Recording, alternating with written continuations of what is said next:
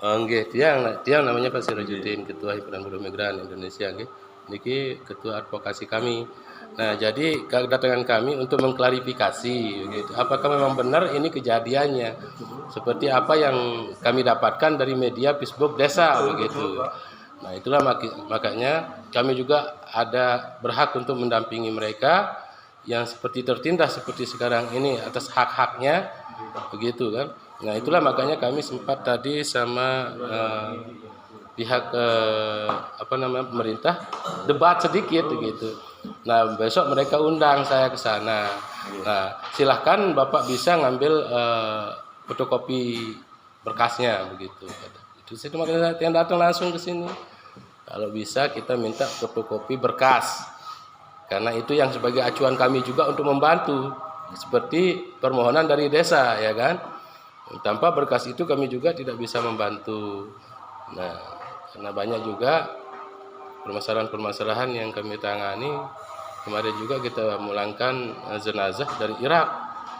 Nah, pokoknya banyaklah yang kita selesaikan. Karena kami ini lembaga niki atas nama Himpunan Buruh Migran, jadi keluarga semua dia menyangkut di situ nih.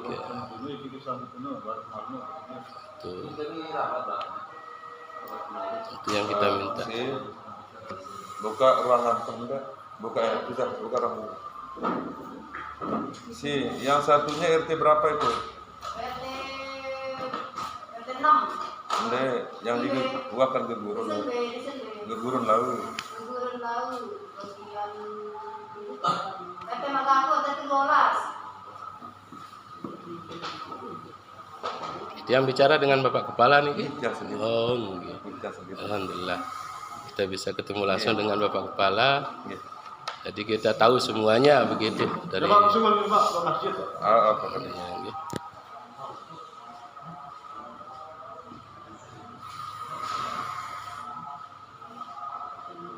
judulnya sama peningkatan jalanan peningkatan.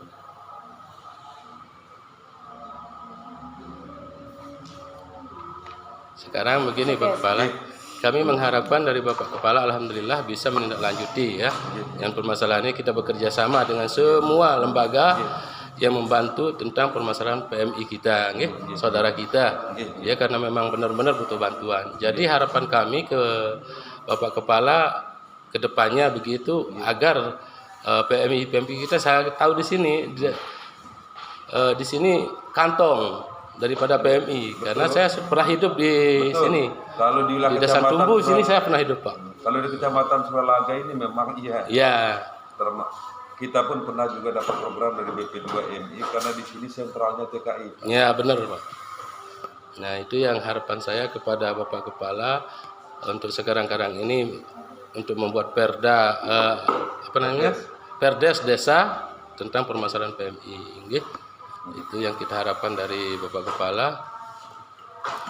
Yang kemungkinan nanti kami bisa ke rumah korban. Dekat, kebetulan nanti ini rumahnya Pak, dekat jalan 10 meter ini. Ini kelihatan di rumahnya itu Pak.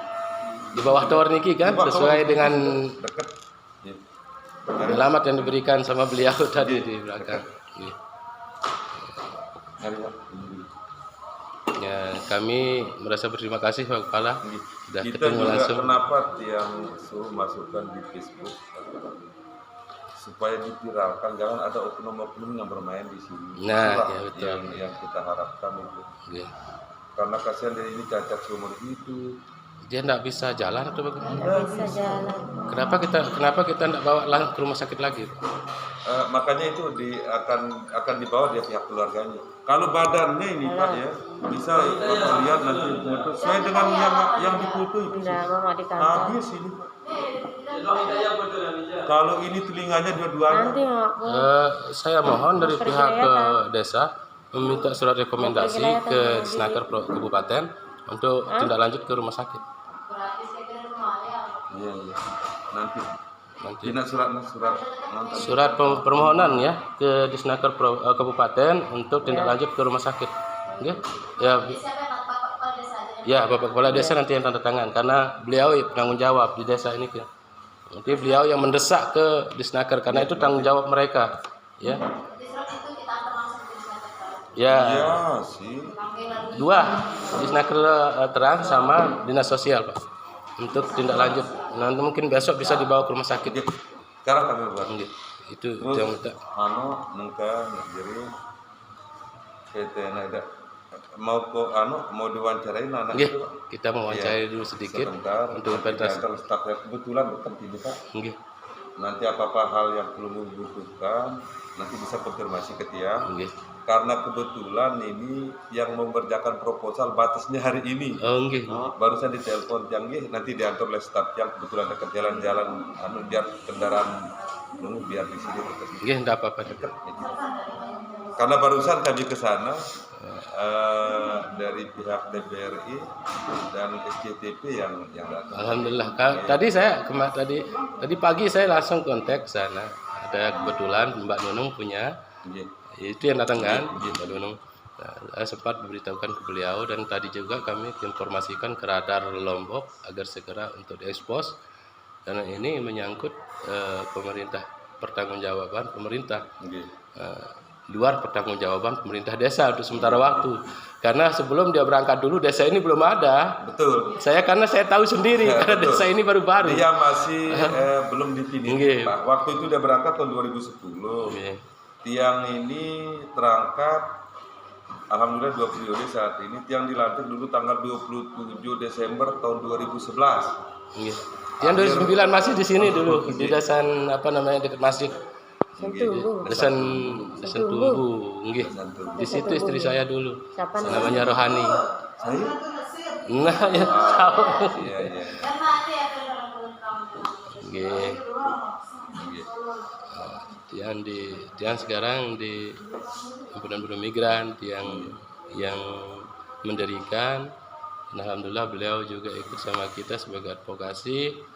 Nah, kita tetap bersinergi untuk membantu karena Tiang sudah merasakan bagaimana pahit dan manisnya PMI itu begitu. Bagaimana rasanya kita tidak pernah digaji, bagaimana rasanya kita dicaci maki sama majikan, sudah kita tahu sendiri lah. Itu makanya alhamdulillah lah. Kalau kakinya ini bisa Bapak lihat, dia bengkak dua-duanya, Pak. Kalau ini matanya itu walaupun dia melayang gitu, dia tidak melihat, Pak. Karena benturan, saraf soalnya. Dia tidak melihat, buta sudah yang satunya. Kalau yang ini kentara Bapak lihat kan. Pokoknya cacat sudah tubuhnya itu. Makanya insya Allah Karena menurut dia, ini mungkin belum tidak ngerti, bahasanya dia diibaratkan ini sapu Pak. Dia ikat katanya ini seolah-olah jadi pentongan. Tiap hari katanya itu dia pakai jeksa dia. Dia tidak mau apa-apa Pak, kecuali dia pulang mungkin pada waktu itu. Karena dia tidak pernah kontak sama apa kita tidak pernah dapat berita. Banyak berita banyak laporan yang masuk ke kita sampai 11 tahun 15 tahun. Alhamdulillah kita pulangkan semua. Walaupun bagaimanapun caranya kami tetap akan pulangkan. Tapi saya dapat informasi Pak hari Sabtu itu tinggal 2 jam sebelum dia pulang. Yang dapat informasi ketika dia dari PIL menuju ke sini baru dia ditelepon pihak keluarganya karena dari BP2 MI Pusat sama BP2 Provinsi sama Disnaker Terang mau wawancarain Tiang. Akhirnya kan hari Sabtu gitu Pak. Akhirnya saya suruh buka. Oh kalau memang wawancari Tiang biar di kantor aja supaya agak resmi sedikit serah terimanya saya bilang gitu. Tapi sangat saya sayangkan PMI atas nama Marwiyah ini ketika diantar oleh BP2 MI Pusat itu, saya tidak pernah disiksa, dia bilang gitu. Majikan saya ini baik, dia bilang. Ternyata pas dia pulang atau di rumah dia mandiin oleh keluarganya baru itu dia jujur. Karena dia trauma berat, Pak. Takutnya dikirain bukan di sini, bukan negaranya gitu. Seolah-olah seperti itulah Pak. Dia takut, dia traumanya sangat dalam. Terus satu lagi waktu itu disampaikan oleh BP2 MI waktu dia menuju ke bandara itu, sebentar dulu Pak, ada kirimkan dia foto-foto itu, oh ini ada penyiksaan. karena tidak sesuai dengan apa yang diberikan keterangan kepada Bapak waktu serah terima itu dengan kenyataan yang kami lihat. Yang saya artinya itu saya kirim fotonya, sebentar saya konfirmasi. Mungkin dia konfirmasi ke KBRI-nya, kita tidak tahu Pak. Ternyata majikannya ini oknum seorang polisi Pak, sehingga dia memulangkan non prosedural, tidak melalui kedutaan di sana. Ini untuk mengurangi kos. Itu saya dapat informasi dari pihak BP2 MI Pusat. Ya, oke. Sekarang saya lihat dia ada paspor Ada. yang diterbitkan oleh KBRI. Ada. KBRI Arab Saudi tahun 2017, Pak. Ada. 2017. Ya, itu baru kan? Itu yang diterbitkan. Sedangkan anak ini sejak dari awal dia bekerja sudah mendapat penyiksaan menurut kita ya. Dua paspor ini. Nah, sedangkan aturan di luar negeri di Arab Saudi yang kami tahu sejak dari awal 2017-2015 majikan itu harus datang untuk pembuatan paspor ini, untuk menerbitkan paspor ini. Majikan harus datang baru boleh diterbitkan paspor baru. Nah, apakah dari pihak jadi tanda tanya sekarang, apakah dari pihak KBRI apakah tidak pernah mem-BAP anak ini untuk penerbitan paspor baru?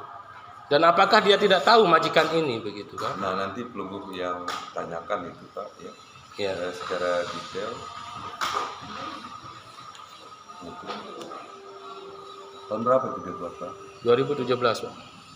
2013. 2013. Ada 2017 saya lihat. Ada. Ya. Iya, makanya paspor ini. Ini 2013. Ini paspor baru semua, Pak. Ini penerbitan paspor ini pihak KBRI harus mengetahui siapa majikan anak ini.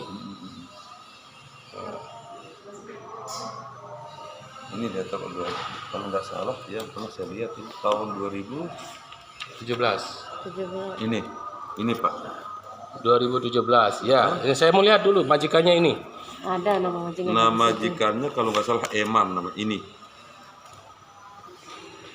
Foto dia Kak. Semuanya foto. Nomor HP-nya juga tidak ada di sini. Ini nomor ID-nya HP-nya. ada itu. Ini nomor HP-nya ini. Sekian nih Bapak. Apa Nomor nama majikan sekian. Dua kan nama majikan nanti ini. Yang Gimana? saya Eman herankan sama- dia beda kok nama ini Eman Pak ya. Ya. Eman Hamid Al-Mahdi. Al-Mahdi. Kok ini Iman? Imad. Imad. Beda-beda dia, makanya yang nggak ngerti juga. Bentar. Ini. Nah, ini Imad, bukan Eman, Nggak, tapi sama tetap dia. Hamid Lihat ID-nya. ID-nya ini 10033. Beda dia ID-nya Pak. Oh, mungkin dia udah dipindah kerja nih atau di saudaranya, tapi tetap di Al-Amudi. Nah, beda dia. Satu di keluarga Pak sama dia. Satu keluarga. 100 nih kan. 337 sama dia. Berarti satu keluarga. Satu keluarga. 368 Satu keluarga. 368 sama dia Pak. Bukan beda, enggak beda. Bukan. Oh. Satu majikan dia nih. Permainan. Oh, berarti keluarga ya, sekik kalau ada nomor ID. Dia ini sendiri. Dia sendiri tapi dia Ini kan nomor ID-nya aja, dia tidak dirubah kalau ID. 368 terakhir kan, di sini juga 368. Iya, 368. Nah, ini kan 368. 7368. Di sini coba dilihat yang ini. 368 juga. Iya, Iya. satu. Tapi mungkin dari pihak kita yang waktu dia pembuatan ini salah ketik, bisa jadi. Bisa teramkan kamera. Nah. Udah angkat dia Bang. Ayo minum dulu, betul. Atau di ruangan dia? Ayo dah di ruangannya Pak. Kepala kan. Ini pendek Pak. Buka anu, buka. Wah, kebuka. Oh, Jeb, ayo. Minta pedur.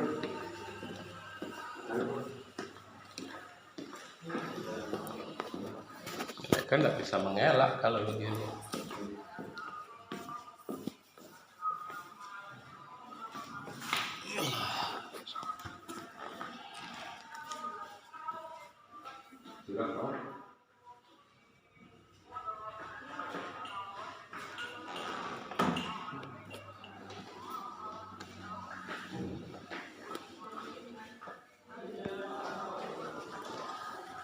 Ngomongin begini, asal pura deh.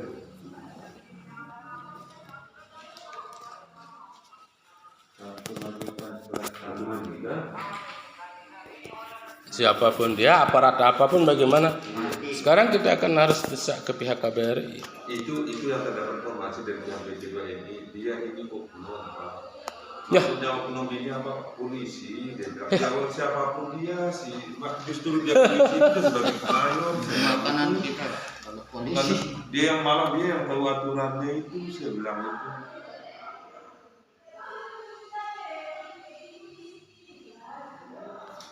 Kok bisa? Dia bilang dia minta tolonglah ke pihak Lugu juga viralkan supaya jadi atensi. Saya tetap kan membantu Pak. Besok